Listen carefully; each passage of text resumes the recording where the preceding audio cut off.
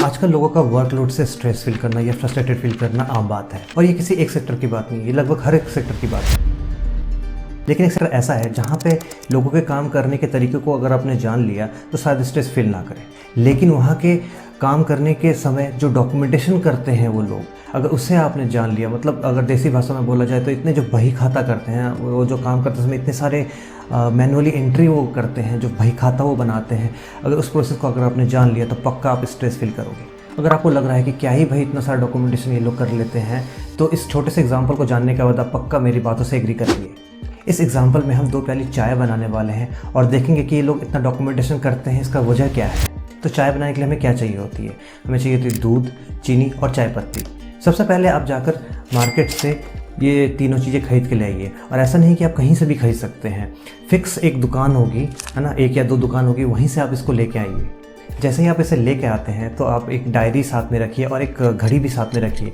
आप जैसे इसे अपने साथ लेकर घर पे आते हैं तो वो डेट और टाइम उस डायरी पे नोट कर लीजिए। अब चाय बनाने के लिए केटल को ओवन पे चढ़ाइए और उस टाइम को नोट कीजिए कि कितने बजे आपने इसे चूल्हे पे चढ़ाया है। चाय बनाने के लिए सबसे पहले आपको डालना है पानी। इसे मेज़र कीजिए, उसे नोट डाउन कीजिए और फिर इस पानी को केटल में डालिए। कितने बजे आपने इस पानी को डाला और कितने देर तक आप इसे गर्म करने वाले हैं, इसे भी अपने डायरी में नोट करना बहुत ज़रूरी है। जब ये पानी गर्म हो जाए तो 2 कप चाय बनाने के लिए जितनी आपको दूध चाहिए उसे भी मेज़र कीजिए कि कितने ml आप डालने वाले हैं। अब इसे केटल में डाल दीजिए और यहाँ भी नोट कीजिए कि कितने बजे आपने डाला और कितने देर तक आप इसे गर्म करने वाले हैं। जैसे ही दूध गर्म हो जाए अब इसमें आप डालिए चाय पत्ती और चीनी। डालने से पहले लेकिन आपको नोट करना है, टाइम नोट कीजिए कि कितने बजे आपने डाला और इसको कितनी देर तक आप गर्म करने वाले हैं। एक चाय के स्टैंडर्ड कलर को आने के लिए जितनी देर तक आप इसे गर्म करेंगे उसे आपको डायरी में नोट करना है। जब आपने सारा प्रोसेस अब लिख लिया ना, अब आप बताइए, अच्छा अदरक वाली चाय बनानी है तो ठीक है, अब अदरक को भी वज़न कीजिए कि इतना ग्राम आपको वज़न डालना है, कितने देर तक उसे कूटना है, कूटने के बाद कितने बजे आप इसे उस चाय में डालेंगे और अब कितने देर तक इसे आप गर्म करने वाले हैं। अब आपकी चाय बनकर तैयार है, अब कप में डालिए और चाय का मज़ा लीजिए।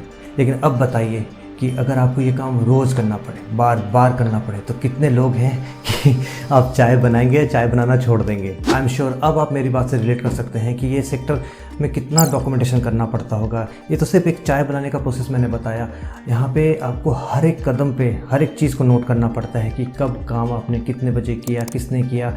प्रॉपर डॉक्यूमेंटेशन होता है यहाँ पे, टाइम, डेट, जो बंदा कर रहा है उसका नाम, ऐसे बहुत सारी रिकॉर्डिंग्स इनको करनी पड़ती है। अब मैं आपको बताता हूँ ये सेक्टर कौन सा है। ये सेक्टर है फार्मा सेक्टर।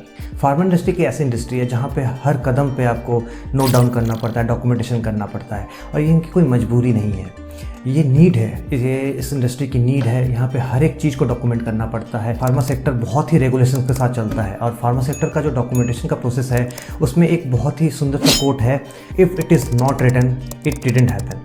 मतलब कि अगर आपने किसी काम को करते समय इसे नोट डाउन नहीं किया है, अगर आपने नहीं लिखा है, तो उस काम को माना जाएगा कि ये काम हुआ ही नहीं है। और अगर आप कहते हैं कि क्या ज़रूरत है इतने सारे डॉक्यूमेंटेशन करने का, तो ये बहुत ही ज़रूरी है। देखिए मेडिसिन जो हम लेते हैं, है ना, तो उसको डेवलप करने के लिए जो डॉक्यूमेंटेशन ही हेल्प करता है। अगर दवाई बनाते समय कोई गलती हो रही है या फिर इसे बाद में डेवलप करना है, किसी प्रोसेस को डेवलप करना है, तो ये जो डॉक्यूमेंटेशन है यही हेल्प करता है यहाँ पे कि आपके जो गलतियाँ हो रही है इसे हटाया जाए, उसे जल्दी से जल्दी रिमूव किया जाए, नए प्रोसेस को डेवलप किया जाए। और इतने सारे जो रेगुलेशंस होते हैं, आपने न्यूज़ में हमेशा सुना होगा कि फार्मा सेक्टर में ये दवाइयाँ ख़राब हो गई है या दवाइयाँ अच्छी बन रही है, ये रिसर्च हो रहा है, ये और भी डेवलप कर रहा है, तो ये डॉक्यूमेंटेशन ही इसमें हेल्प करता है। बेस्ट और सेफ़ मेडिसिन बनाने के लिए या रिसर्च करने के लिए, टाइम टू टाइम से डेवलप करने के लिए डॉक्यूमेंटेशन बहुत ज़रूरी है, इसलिए इस सेक्टर में डॉक्यूमेंटेशन हमेशा रहेगा। हाँ, ये भी सच्चाई है कि स्टार्टिंग फेज़ में यहाँ पे डॉक्यूमेंटेशन और बहुत ज़्यादा था, अभी के टाइम पे डॉक्यूमेंटेशन धीरे धीरे कम हो रहा है, क्योंकि देखिए जैसे जैसे टेक्नोलॉजी डेवलप कर रही है तो इस सेक्टर ने भी टेक्नोलॉजी को अडॉप्ट किया है। यहाँ पे भी अभी बहुत सारे काम सॉफ्टवेयर से होते हैं, मशीन्स में भी अपने अपने सॉफ्टवेयर लगे हैं जो कि रिकॉर्डिंग अपने आप कर लेती है। इसमें मैनुअल इंटरवेंशंस अभी धीरे धीरे कम हो रहा है, लेकिन अभी और भी डेवलपमेंट की बहुत चांसेस है। आई होप ये इंडस्ट्री और भी डेवलप करे और जहाँ पे जो ह्यूमन इंटरवेंशंस है उसको थोड़ा सा कम करके जो इतने सारे डॉक्यूमेंटेशन मैनुअली करना पड़ता है वो धीरे धीरे कम हो जाए, ताकि ये इंडस्ट्री और भी डेवलप कर सके।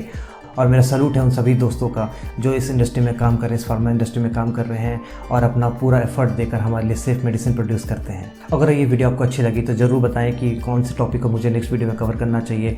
कमेंट सेक्शन में ज़रूर बताएं कि आपको ये वीडियो कैसी लगी, कोई सजेशन हो या फिर कोई एडवाइस हो आपकी तरफ से तो इस कमेंट सेक्शन में जाकर ज़रूर बताएं। और हाँ, अगर आपने चाय बनाते समय प्रॉपर डॉक्यूमेंटेशन किया था और डायरी में से लिखा था, तो अब अगर आप इसे देखकर जितनी बार भी चाय बनाएंगे आपको हमेशा एक जैसी, एक स्वाद की, एक रंग की चाय मिलेगी। यही पावर है डॉक्यूमेंटेशन का। हमेशा कंसिस्टेंसी बनाए रखने के लिए ये डॉक्यूमेंटेशन आपको हेल्प करता है। तो मिलते हैं नेक्स्ट वीडियो में किसी नए टॉपिक के साथ। तब तक के लिए थैंक यू।